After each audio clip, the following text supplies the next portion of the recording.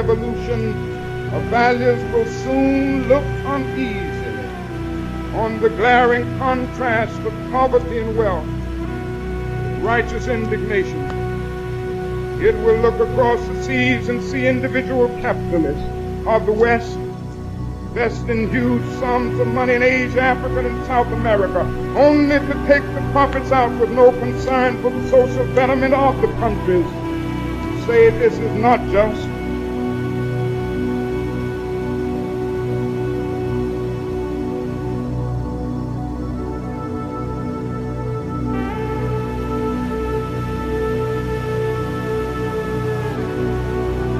It will look at our alliance with the landed gentry of Latin America and say, this is not just.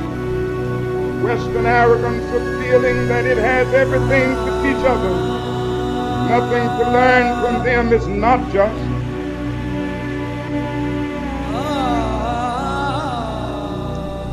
True revolution of values will lay hands on the world order, say of war, this way of settling differences is not just. This business of burning human beings with napalm, filling our nation's homes and with orphans and widows, of injecting poisonous drugs of hate through the veins of peoples normally humane, sending men home from dark and bloody battlefields, physically handicapped and psychologically deranged, not be reconciled with wisdom, justice, and love.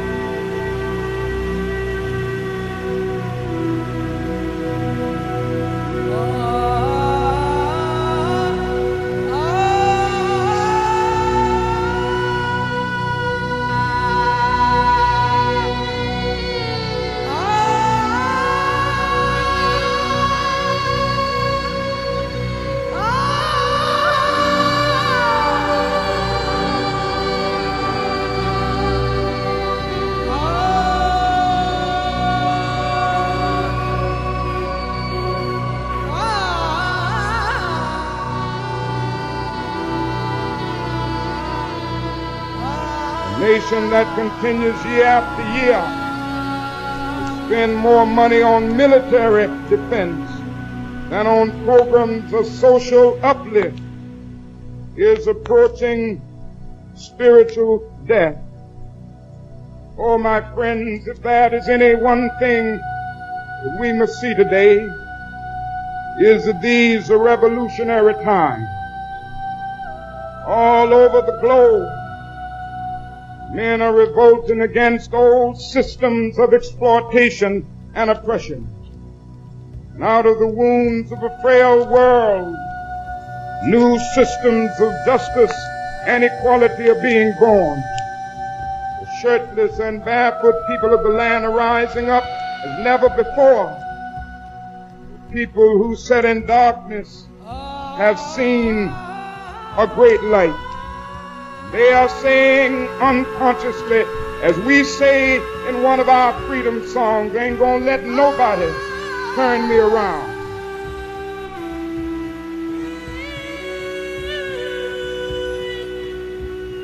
I am speaking of that force which all of the great religions have seen as the supreme unifying principle of life. Love is somehow the key that unlocks the door which leads to ultimate reality.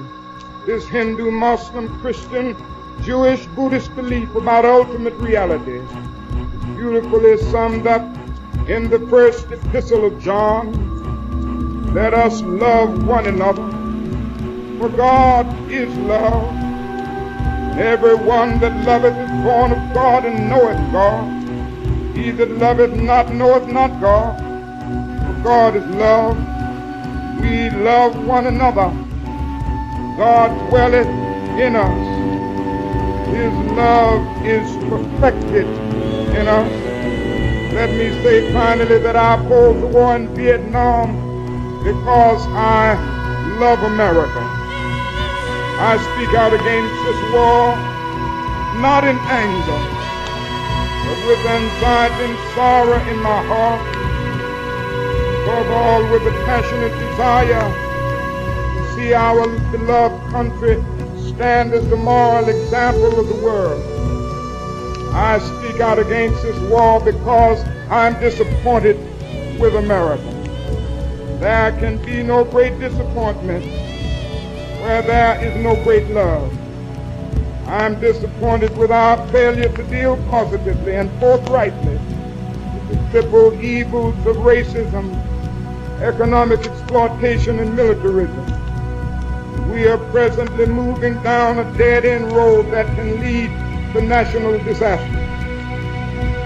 America has strayed to the far country of racism and militarism. America strayed away. This unnatural excursion has brought only confusion and bewilderment. It has left hearts aching with guilt, minds distorted with irrationality. It is time for all people of conscience to call upon America. Come back home. Come home, America. I call on Washington today. I call on every man and woman of goodwill all over America today. I call on the young men of America who must make a choice today. Take a stand on this issue. Tomorrow may be too late. Come home, America.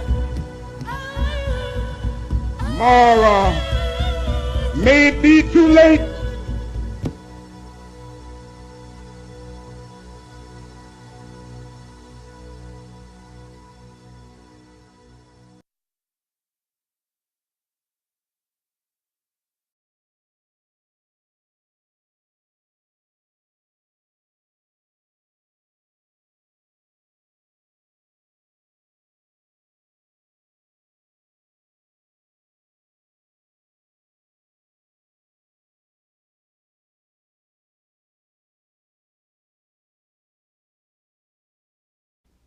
It is not a day for politics. I have saved this one opportunity, my only event of today, to speak briefly to you about the mindless menace of violence in America, which again stains our land and every one of our lives. It is not the concern of any one race. The victims of the violence are black and white, rich and poor, young and old, famous and unknown. They are, most important of all, human beings whom other human beings loved and needed. No one, no matter where he lives or what he does, can be certain who next will suffer from some senseless act of bloodshed. And yet it goes on and on and on in this country of ours. Why? What has violence ever accomplished? What has it ever created? No martyr's cause has ever been stilled by an assassin's bullet. No wrongs have ever been righted by riots and civil disorders. A sniper is only a coward, not a hero. And an uncontrolled or uncontrollable mob is only the voice of madness, not the voice of the people. Whenever any American's life is taken by another American unnecessarily, whether it is done in the name of the law, in defiance of the law, by one man or by a gang, in cold blood or in passion, in an attack of violence or in response to violence, whenever we tear at the fabric of our lives, which another man has painfully and clumsily woven for himself and his children, whenever we do this, then the whole nation is degraded. Among free men, said Abraham Lincoln, there can be no successful appeal from the ballot to the bullet. And those who take such appeal are sure to lose their case and pay the cost. Yet we seemingly tolerate a rising level of violence that ignores our common humanity and our claims to civilization alike.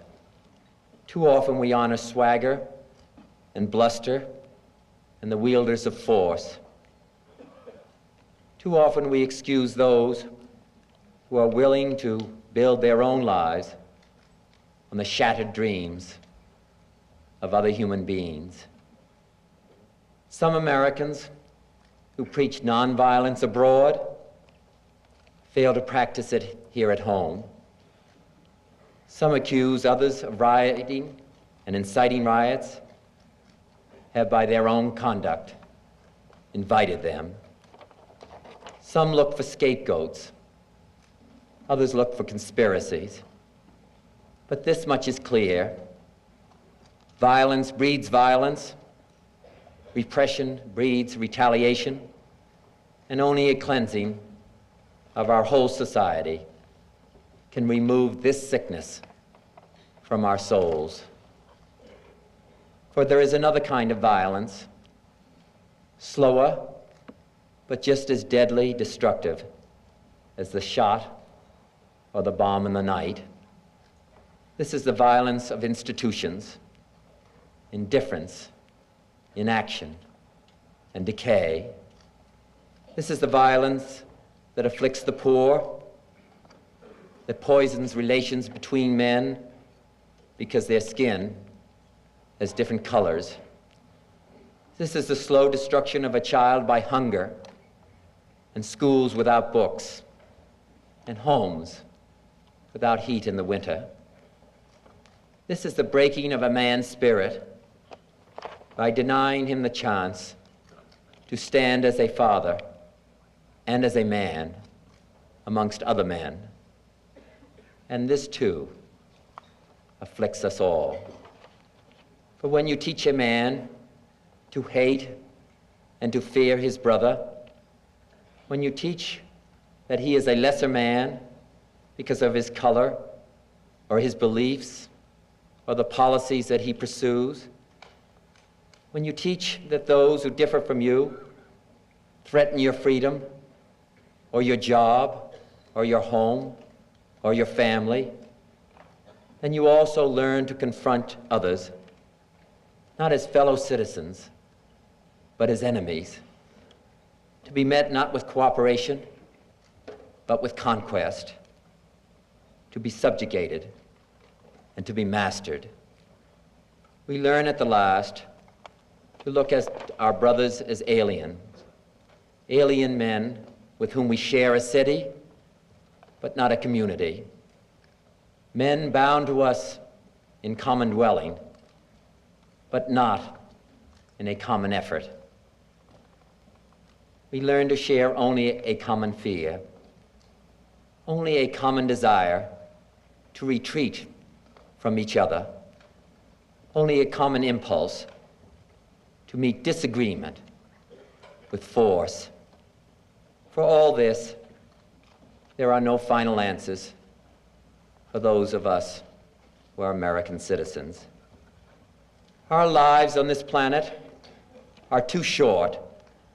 The work to be done is too great to let this spirit flourish any longer in this land of ours. Of course, we cannot banish it with a program, nor with a resolution. But we can perhaps remember, if only for a time, that those who live with us are our brothers, that they share with us the same short moment of life, that they seek, as do we, nothing but the chance to live out their lives in purpose and in happiness, winning what satisfaction and fulfillment that they can. Surely this bond of common fate, surely this bond of common goals can begin to teach us something. Surely we can learn at the least to look around at those of us, of our fellow men, and surely we can begin to work a little harder to bind up the wounds among us and to become in our hearts brothers and countrymen once again. Thank you very much.